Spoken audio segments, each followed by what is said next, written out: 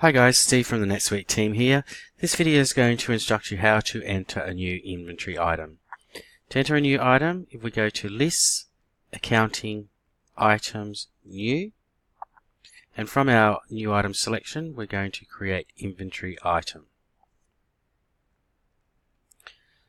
We put our inventory item code, our own unique identifier, so we would use your 3-letter prefix with the item code next to it.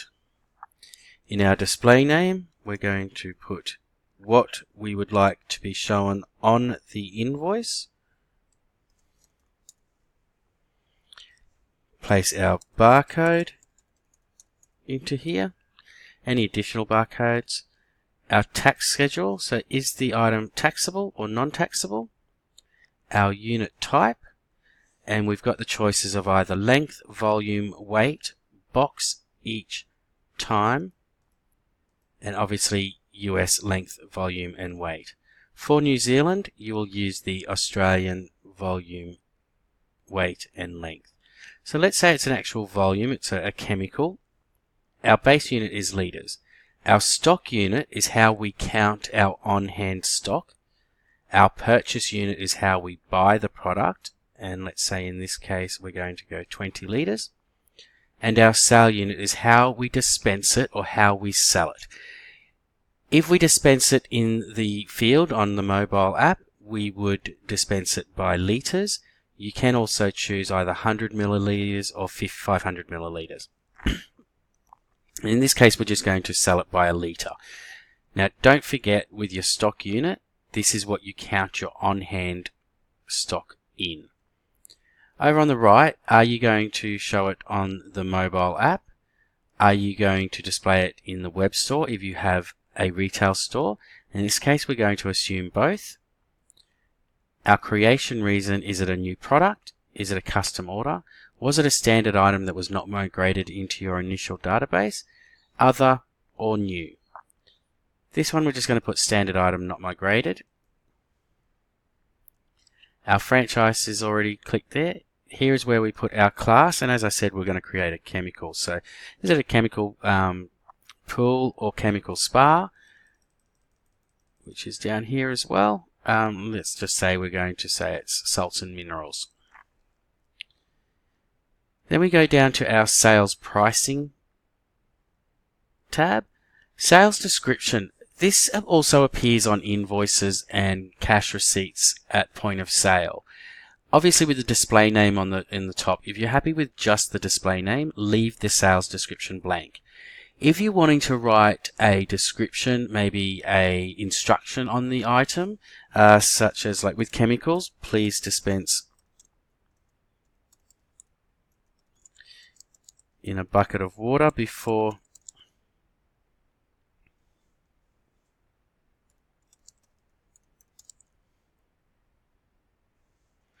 or please, actually I will rephrase that, my apologies.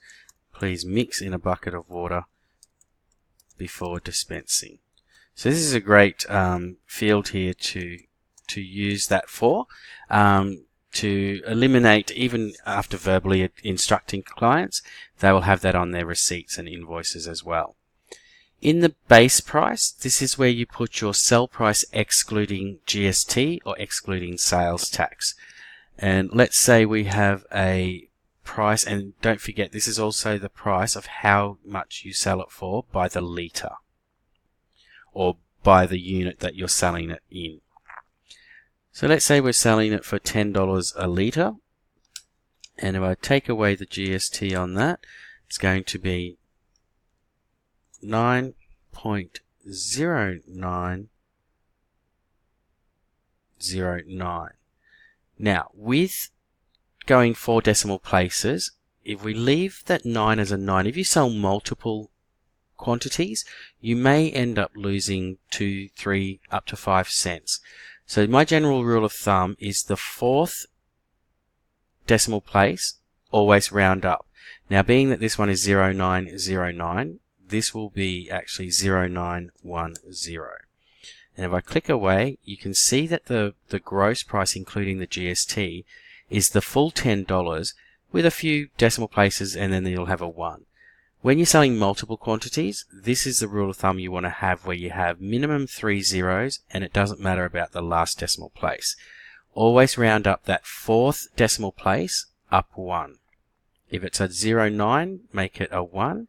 If it was 06, or 0906, you would go 0907. And that would be your rule of thumb. Always round up the 4th decimal spot. So I'll just put that back into where it was. Go to our purchasing inventory tab. Our purchase price is where we need to put per 20 litres. And you can see that we've got here, say, $80 for our purchase price. Our vendor code, this is where we put just our vendor code. And if I go back up here, let's say this 15620 is the actual vendor code. I can copy that and paste it into the vendor code and the purchase description. Now on our display name, I've just got pool item, but in our purchase description, this is what shows up on your invoices, and this is what the vendor or the supplier knows this product by. So it could be here that you would put the full pool item description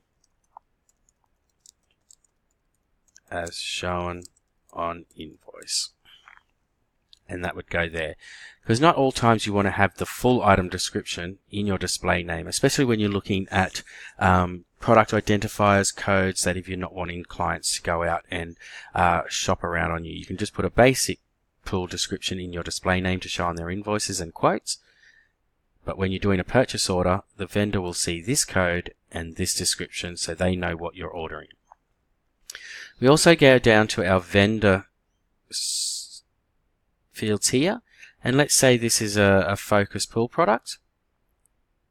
You can see our subsidiary or franchise is there, and we also put our purchase price in here.